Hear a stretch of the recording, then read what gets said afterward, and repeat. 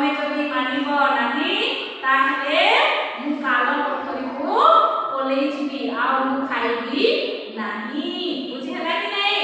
ଯେହେତୁ ରାଜା ତାଙ୍କର ପତ୍ନୀ ସମସ୍ତଙ୍କୁ ଭଲ ପାଉଥିଲେ, ତାଙ୍କର ପତ୍ନୀଙ୍କର କଥାକୁ ସେ ଶୁଣିଲେ ଆଉ ସେ ରାମକୁ 14 ବର୍ଷ ପାଇଁ ଜଙ୍ଗଲ ପଠେଇଦେଲେ। ସେ ଜଙ୍ଗଲରେ ରହିଲା ଦେଖିଲା। ବୁଝି ହେଲା କି ନାହିଁ? ହେଲେ ରାମର ପତ୍ନୀ ଥିଲା ସୀତା। ସେ କହିଲା ଯେ ତମେ ଯଦି 14 ବର୍ଷ ଜଙ୍ଗଲ ପଳେଇ ଯିବ ତାହେଲେ ମୁଁ କ'ଣ କରିବି? ମୁଁ ମଧ୍ୟ ତମ ସାଙ୍ଗରେ ଯିବି। ବୁଝିଗଲା ହଁ କି ନାହିଁ? ତାପରେ କ'ଣ ହେଇଛି? ରାମ ଆଉ ସୀତା ଯିବା ପାଇଁ ରେଡି ହେଲେ। ସେତେବେଳେ ଲକ୍ଷ୍ମଣ, ରାମର ଭାଇ ଲକ୍ଷ୍ମଣ ବି ତାକୁ କହିଲା ମୁଁ ବି ତମ ସାଙ୍ଗରେ ଯିବି। ଏମାନେ 3 ଜଣ ଜଙ୍ଗଲରେ ଗଲେ ନା। ଜଙ୍ଗଲରେ ଘର ତିଆରି କଲେ, କୁଡ଼ିଆ ଘର ତିଆରି କଲେ। ସେମାନେ ଜଙ୍ଗଲରୁ ଫଳ ମୂଳ ଖୋଜିକିରି ଖାଇଲେ। ବୁଝିଲା କି ନାହିଁ? ତାପରେ ସେମାନେ ରହିଲେ। ହେଲେ ଦିନେ କ'ଣ ହେଇଛି? ସେ ଲଙ୍କାର ଗୋଟିଏ ସୁନ୍ଦରୀ ଝିଅ, ତାର ନାଁ ଥିଲା ଶୂର୍ପଣଖା। ସେ ଜଙ୍ଗଲରେ ବୁଲୁ ବୁଲୁ ରାମକୁ ଦେଖିଲା। ସେ ରାମ ଧନୁ ଧରିଥିଲା। ସେ ରାମକୁ ଦେଖିଲା ଆଉ ତାକୁ ପସନ୍ଦ ହେଇଗଲା ନା। ହେଲେ ସେ ଯାଇକି ରାମକୁ କହିଲା ଯେ ମୁଁ ତମକୁ ବିବାହ କରିବି, ବାହା ହେବି। ବୁଝିଗଲା କି ନାହିଁ? ହେଲେ ରାମ କହିଲା ଯେ ମୁଁ ତ ଆଗରୁ ବାହା ହେଇଛି, ମୋତେ କେମିତି ବାହା ହେବି ନା। ସେ କହିଲା ଯେ ଯା ମୋର ଭାଇକୁ କହିବୁ ଲକ୍ଷ୍ମଣକୁ, ଯଦି ସେ ତୋତେ ବାହା ହେବ ବୋଲେ। ହେଲେ ଲକ୍ଷ୍ମଣ ପାଖରେ ଯେତେବେଳେ ଶୂର୍ପଣଖା ଗଲା, ଲକ୍ଷ୍ମଣ ତାକୁ କ'ଣ କଲା? ମନା କରିଦେଲା ଯେ ମୁଁ ବାହା ହେବି ନାହିଁ। ଏତିକିବେଳେ ଶୂର୍ପଣଖା ନିଜର ଅସଲ ରୂପ ଦେଖାଇଲା। ସେ ସୀତାକୁ ମାରିବାକୁ ଚେଷ୍ଟା କଲା ନା। ସେ କ'ଣ ହେଇଗଲା? ଭୂତ ବନିଗଲା ଆଉ ସେ ସୀତାକୁ ମାରିବାକୁ ଚାହିଁଲା। ଏତିକିବେଳେ ଲକ୍ଷ୍ମଣ ଖଣ୍ଡାରେ ଶୂର୍ପଣଖାର କାନ ଆଉ ନାକ କାଟିଦେଲା। ରକ୍ତ ଜୋରରେ ବାହାରିଲା। ବୁଝିଲା କି ନାହିଁ? ତାପରେ ଶୂର୍ପଣଖା ଗୋଟେ ସୁନ୍ଦରୀ ଝିଅ ଆସିଥିଲା ତାକୁ। ତାପରେ ସେ ତାର ନାକ କାନକୁ କାଟି ଦେଇଛି। ଆଣିକି ଦିଆରେ ସମ୍ଭବ ବସ। ଲକ୍ଷ୍ମଣ କ'ଣ କଲା? ଖଣ୍ଡାରେ ତା ନାକ କାନକୁ କାଟିଦେଲା। ରକ୍ତ ବାହାରିଲା ଆଉ ସେ ଗର୍ଜନ କରି କରି ତାଙ୍କର ଲଙ୍କା ରାଜ୍ୟକୁ ଫେରିଗଲା। ହେଲେ ଶୂର୍ପଣଖାର ଗୋଟେ ଭାଇ ଥିଲା, ତାର ନାଁ ଥିଲା ରାବଣ ନା।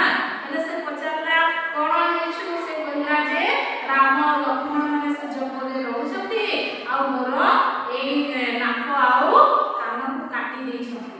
ବେଲେ ତା ଭାଇ ରାବଣ ରାଗ କହିଲା ରହ ମୁଁ ବି ଏମାନଙ୍କୁ ମାରିବି। ହେଲେ ଶୂର୍ପଣଖା କହିଲା ମାରିଲେ କିଛି ଲାଭ ନାହିଁ।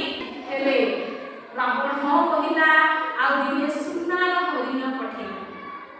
ହେଲା, ସୁନାର ହରିଣ ଗୋଟେ ଭୂତ ହରିଣ ଥିଲା, ତାକୁ ସୁନାର ହରିଣ ରୂପ କରିଦେଲା ଆଉ ତାକୁ ପଠେଇଲା।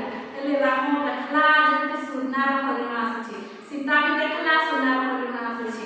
ହେଲେ ସୀତା କହୁଛି ଯେ ରାମକୁ ମୋତେ ସେ ସୁନା ହରିଣଟାକୁ ଦେ, ଆଣିଦେ, ମୋ ପାଇଁ ଆଣିଦେ।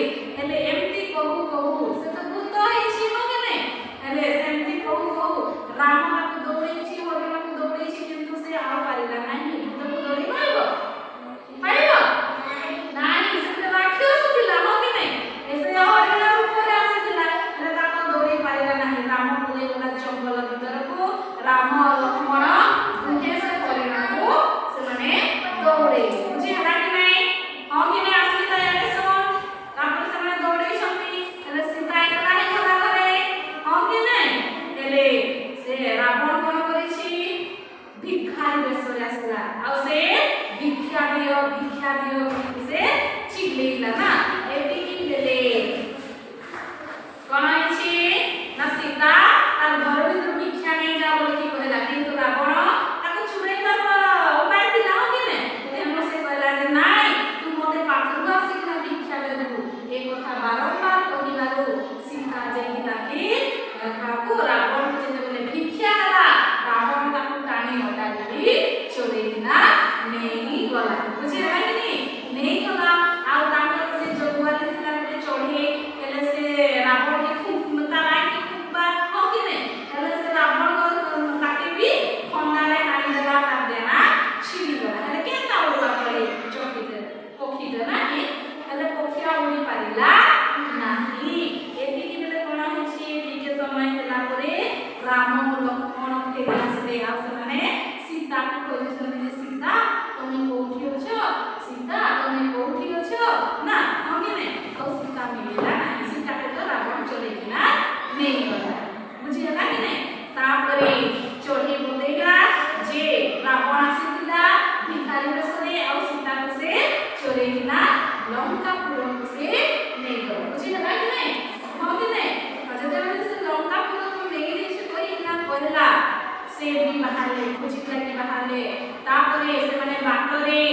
ହନୁମାନଙ୍କୁ ଭାଲୁମାନଙ୍କୁ ପାଇଲେ ସେମାନେ ମଧ୍ୟ ସାହାଯ୍ୟ କଲେ ସୀତାକୁ ଖୋଜିବା ପାଇଁ।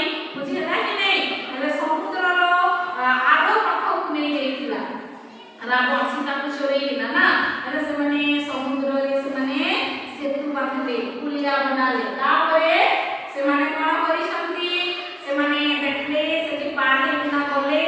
ତାପରେ ଦେଖିଲେ ଯେ ସୀତାକୁ ସେମାନେ ବନ୍ଦ କରିକି ରଖିଛନ୍ତି ନା। ଆଉ ସେଠି ସେମାନେ ଲଢ଼େଇ କଲେ। ଆଉ ରାମ ଜିତିଗଲା। ସୀତାକୁ ସେମାନେ ଫେରେଇ ଆଣିଲେ। ବୁଝିହେଲା କି ନାହିଁ? ଫେରେଇ ଆଣି କରି ସାରିଲା ପରେ ଆସିଲେ ସେମାନେ ତାଙ୍କ ଜଙ୍ଗଲକୁ। ଆଉ ଯେତେବେଳେ 14 ବର୍ଷ